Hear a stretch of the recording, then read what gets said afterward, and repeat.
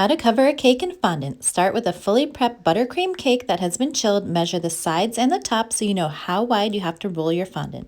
Roll the fondant on a flat, clean surface, and I like to use cornstarch to keep it from sticking. Roll it until it is about 1/8 to 1/4 of an inch in thickness and measure to make sure it will fit on the cake. When you're ready to put it on the cake, place the rolling pin in the center of the fondant and then lift it up and place it down in the center of the cake. Use my hands to gently smooth the top of the cake, and if I find an air bubble, I lift the side and gently press the air out. Then I use a fondant smoother starting in the center of the cake, making small circles and working my way to the outside edge. Then I press the top side edge down against the cake, which will help keep it from cracking. Now you want to continue pressing the fondant gently against the sides of the cake, working from the top down to the bottom.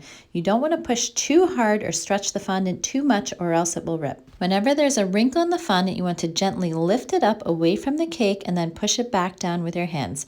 Gently lifting and pressing back down, lifting and pressing back down over and over until the fondant is nice and smooth against the cake. This is especially true for the last wrinkle, which is usually the biggest one. To remove the extra fondant, I first use the end of this paintbrush to push the bottom edge of the fondant secure against the cake. Then use a pizza or fondant cutter at a 45-degree angle to trim the extra fondant. Then use a fondant smoother to continue smoothing the cake. I like to start with the top and then work on the sides using a side-to-side and circular motion. For the top edge, I use my fingers to gently push up while smoothing against the top of the cake. And now the cake is done. I hope this tutorial helps. Please follow for more.